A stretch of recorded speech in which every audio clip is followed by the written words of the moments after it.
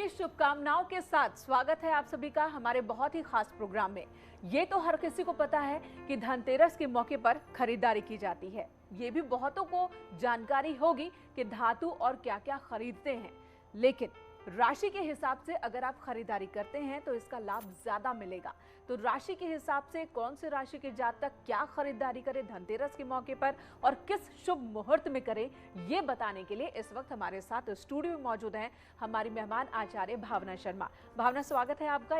भावना जी, धनतेरस के मौके पर शॉपिंग की जाती है, खरीदारी की जाती है, ये सबको पता है, लेकिन अब ये बताएं कि राशि के हिसाब से खरीदारी का महत्व क्या है और पहले की जो 4 राशियां हैं उनके जातक क्या खरीदे धनतेरस के मौके पर कि धन वर्षा ज्यादा हो। जी, तो मैंने कहा धनतेरस पर हर कोई खरीदारी करता है, लेकिन जब आप अपनी राशि अनुसार खरीदारी करते हैं, क्योंकि हर राशि का अपना अलग महत्व है, अपनी अलग कैरेक्टरिस्टिक्स होती हैं, अलग ट्रेड्स होते हैं और उनसे जुड़े हुए जो ग्रह होते हैं उसका प्रभाव भी अलग ही पड़ता है। तो इसीलिए आप अगर अपनी राशि अनुसार खरीदारी करेंगे, क्योंकि ऐसा होता है ना, किसी को सोना सूट करता है, किसी को सिल्वर सूट करेगा, तो इसीलिए ये बहुत इंपॉर्टेंट है अगर आप खरीदारी कर रहे हैं तो अपनी राशि अनुसार ही करें।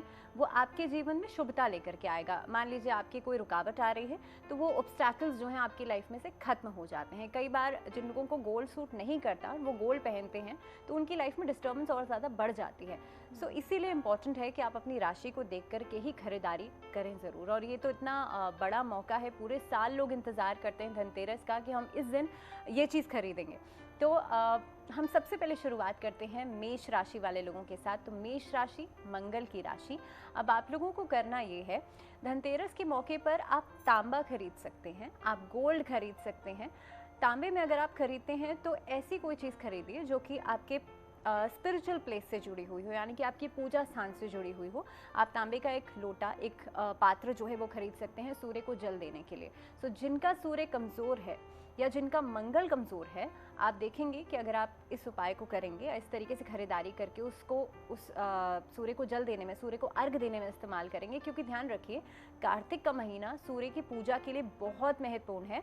वो इसलिए क्योंकि इसी महीने में छठ का पर्व मनाया जाता है और इसी महीने में सूर्य तुला राशि में होते हैं। तो इसीलिए सूर्य को जितना आप स्ट्रॉन्ग करना चाहते हैं, जितनी पूजा इस समय पर करेंगे उतनी ज़्यादा लाभदायक रहेगी। इस समय पर मेष राशि वाले लोग तांबे की खरीदारी ज़रूर करें। अगली राशि की तरफ बढ़ते हैं, वृषभ राशि, जो कि शुक्र की राशि है। वृषभ राशि वाले जो लोग हैं वो सिल्वर खरीद सकते हैं। सिल्वर के अलावा आप लोग पंचधातु भी खरीद सकते हैं, लेकिन सिल्वर खरीदेंगे तो ये आपके रिलेशनशिप्स को स्ट्रॉन्ग करेगा। और सिल्वर की खरीदारी करने के बाद आप घर में अगर कोई छोटी बच्ची है, कोई कन्या है, आप उसे गिफ्ट कर सकते हैं। मान लीजिए कि घर में डॉटर है आपकी, आप उसे एंकलेट्स, पजेब गिफ्ट कर सकते हैं। और कोशिश कीजिए पहले वो माँ लक्ष्मी को ज़रूर अर्पित कर दें और उसके बाद आप उन्हें गिफ्ट करें। तो ये एक तरीका है, ये एक ऑप्शन है जो वृषभ राशि वाले यानी कि टॉरन्स जो हैं वो ये खरीदारी कर सकते हैं। अगली राशि मिथुन राशि। अब मिथुन राशि वाले जो लोग हैं, आप लोग अष्ट धातु का कोई सामान खरीद सकते हैं, आप लोग सिल्वर भी खरीद सकते हैं। और कोशिश ये करें कि इस दिन आप लक्ष्मी गणेश जी की मूर्ति, क्योंकि मिथुन राशि बुध की राशि है और उसके देवता माने जाते हैं बुद्धि के देवता यानी कि गणेश, गणपति जी।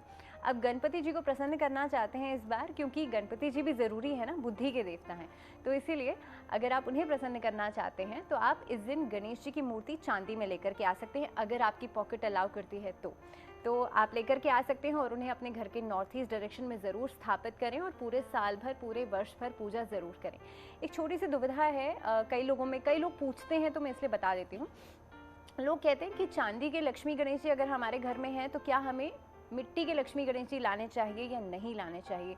चांदी पूजा में सबसे प्योर मानी जाती है, तो अगर आपके घर में जो चांदी के लक्ष्मी गणेश जी हैं वो स्थापित किए हुए हैं आपने, तो मिट्टी के लाने की ज़रूरत नहीं है। तो इसके पीछे लॉजिक यही है कि मिट्टी जो है वो हमें हमारे पंच तत्व का एहसास कराती है, तो इसीलिए हम मिट्टी के लक्ष्मी गणेश जी जो है उसकी पूजा की जाती है। तो अगर आपके घर में चांदी के हैं तो आप चांदी के भी लक्ष्मी गणेश जी इस्तेमाल कर सकते हैं। अब बात आ जाती है कर्क राशि, और कर्क राशि यानी कि चंद्रमा की राशि। और ध्यान रखिए, चंद्रमा जो है भगवान शिव उन्हें अपने मस्तक पर विराजमान करते हैं और 13 यानी कि त्रयोदशी तिथि भगवान शिव की पूजा के लिए खास है। तो इसीलिए कर्क राशि वाले जो लोग हैं, आप सिल्वर का कुछ भी खरीद सकते हैं, सिल्वर का चांदी का सिक्का लेकर के आ सकते हैं, सिल्वर का अपने घर में इस्तेमाल करने का कोई पात्र खरीद सकते हैं। अगर आपका चंद्रमा कमज़ोर है, मून आपके चार्ट में कमज़ोर है, लग्न चार्ट में, तो आप ध्यान रखिए चांदी का कोई पात्र लेकर के आ सकते हैं, कोई भी ऐसा यूटेंसिल जो आप किचन में यूज़ करें या भगवान के भोग में इस्तेमाल करें, और उसमें दूध का सेवन आप लोग कर सकते हैं।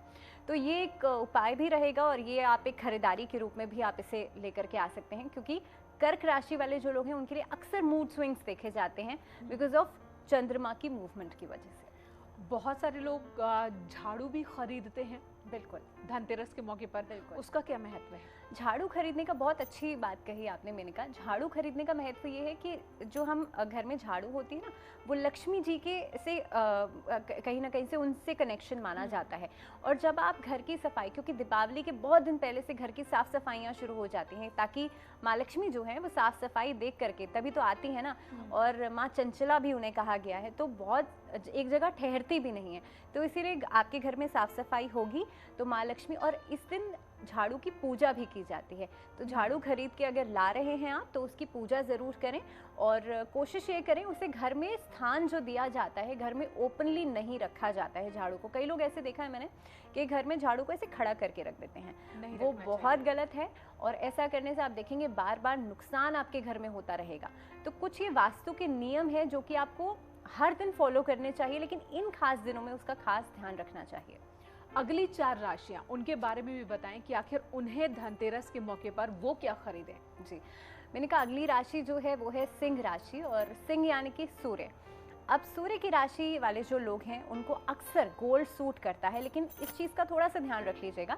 आप अपनी चार्ट में देख लीजिएगा, अगर आपका सूर्य, उसकी डिग्री ज़्यादा है, सूर्य आपका अच्छा खासा है, या मंगल आपका बहुत स्ट्रॉन्ग है, तो अगर आप गोल्ड पहन रहे हैं तो आपके अंदर ईगो की प्रॉब्लम, आपके अंदर गुस्सा जो है वो बढ़ सकता है। तो ये देख करके ही आप गोल्ड की खरीदारी कीजिएगा।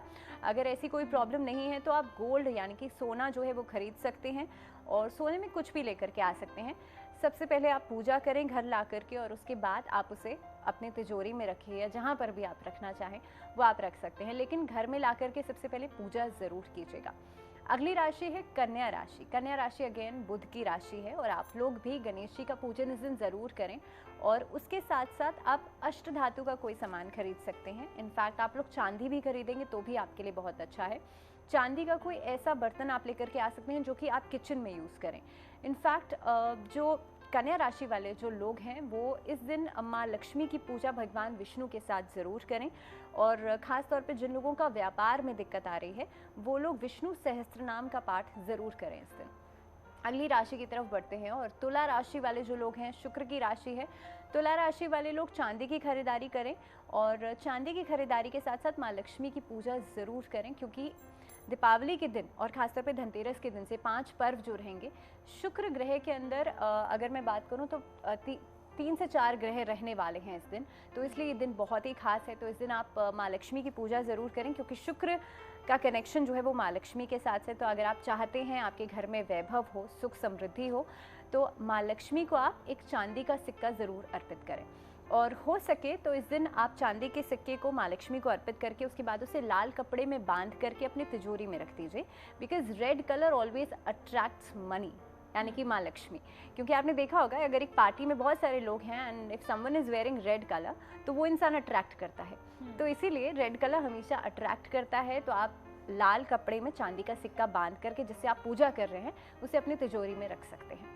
तो अगली राशि है वृश्चिक राशि, और वृश्चिक राशि यानी कि मंगल की राशि। और वृश्चिक राशि वाले लोग इस दिन तांबे की खरीदारी कर सकते हैं, आप सोने की खरीदारी भी कर सकते हैं, लेकिन कोशिश करें कि आप तांबा खरीदें।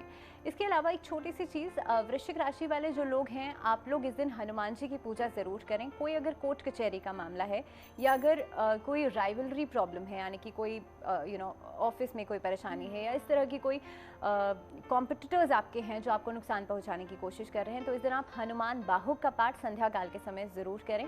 मैं हमेशा कहती हूँ हनुमान जी की पूजा पूरे साल भर संध्या काल के समय ही करनी चाहिए, बिकॉज आप मॉर्निंग के टाइम में अगर हनुमान जी की पूजा करते हैं, क्योंकि हनुमान जी भगवान राम के बहुत बड़े भक्त हैं, तो आप अगर हनुमान जी को दिन में डिस्टर्ब करेंगे ना तो उसका कोई लाभ नहीं होगा। तो अगर पूजा करनी है तो संध्या काल के समय कीजिएगा। बस एक दिन ऐसा होता है जिस दिन हनुमान जी की पूजा सुबह की जाती है 12 बजे से पहले, और वो होता है दीपावली का दिन।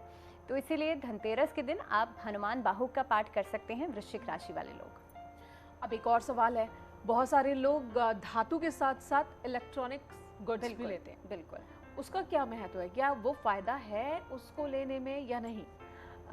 जैसे मैंने कहा था स्टार्टिंग में ही, मैंने कहा कि अलग अलग राशि वाले लोग अलग अलग खरीदारी कर सकते हैं। तो यहाँ पर इलेक्ट्रॉनिक्स का मतलब है शनि।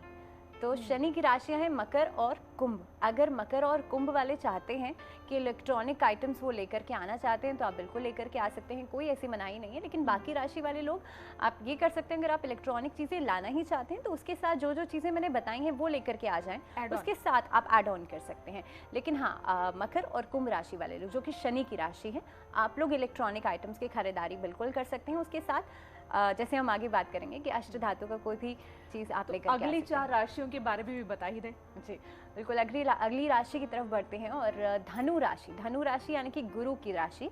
और गुरु का इम्पोर्टेंस इस समय पर गोचर की स्थिति में बहुत ज़्यादा है, क्योंकि गुरु अभी जो हैं डायरेक्ट हो गए हैं। और अक्टूबर का महीना ऐसा रहा है, पिछला महीना ऐसा रहा है जिसमें कि 5 ग्रह जो हैं वो डायरेक्ट हुए हैं। सो बहुत सारी फॉरवर्ड मूवमेंट हुई है। तो इसलिए नवंबर का महीना और दीपावली का पर्व, धनतेरस का पर्व बहुत ज़्यादा ज़रूरी है। और अभी गुरु की जो स्थिति रहेगी वो गोचर के हिसाब से अभी गुरु अपनी राशि भी बदलेंगे। तो धनु राशि वाले जो लोग हैं, आप लोग खास तौर पे गोल्ड की खरीदारी कर सकते हैं। और गोल्ड खरीद करके आप चाहें तो कॉइन फॉर्म में खरीद सकते हैं। हो सके तो आप लेकर के माँ लक्ष्मी को अर्पित करें। और साथ ही में आप लोग कोशिश ये करें, कुबेर भगवान की पूजा ज़रूर करें, क्योंकि कुबेर भगवान की जब आप विग्रह देखते हैं ना, यहाँ पर भी आप जैसे देख रहे हैं कुबेर भगवान के हाथ में से कलश है उनके हाथ में और गोल्ड कॉइन्स जो हैं वो गिर रहे हैं। इसी तरीके से आप कुबेर भगवान की पूजा ज़रूर करें। और इस दिन हो सके तो एक जो धनिया आता है ना, क्योंकि धनतेरस पर धनिया बोने का और ये उपाय का बहुत महत्व है। तो गुरु की जो राशि है धनु राशि, वो लोग ये उपाय कर सकते हैं। इनफैक्ट मीन राशि वाले लोग भी उपाय कर सकते हैं। धनिया आपको लेकर के आना है, उसे एक कलश में आप या किसी पात्र में, मिट्टी के पात्र में आप बो सकते हैं। कोशिश करें जब वो उग जाएगा तो उसे खुद नहीं आप तोड़ करके खाएं। कोशिश करें कि आप उसे किसी पूजा के इस्तेमाल में ले लें, या किसी को जो थाली निकालते हैं उसमें आप यूज़ कर लें। तो इस तरह का उपाय जो है वो आप लोग कर सकते हैं। और ये देखा जाता है कि धनिये की जितनी खेतरी होती है उतनी ही खुशहाली आपके घर में आती है। तो एक छोटा सा उपाय है जो आप धनतेरस के दिन कर सकते हैं। बहुत ही महत्वपूर्ण बात कही है आपने। और अब अगली राशि की तरफ बढ़ते हैं, मकर राशि वाले जो लोग हैं। तो जैसे हम बात कर रहे थे, मैंने कहा इलेक्ट्रॉनिक आइटम्स की, तो मकर राशि वाले लोग इलेक्ट्रॉनिक आइटम्स खरीद सकते हैं। एक बहुत इंपॉर्टेंट बात मैं इस समय पर कहना चाहूँगी, दीपावली की तैयारियां तो धनतेरस से बहुत पहले शुरू हो जाती हैं और धनतेरस पर अपने घर की जो सजावट है वो पूरी हो जाती है।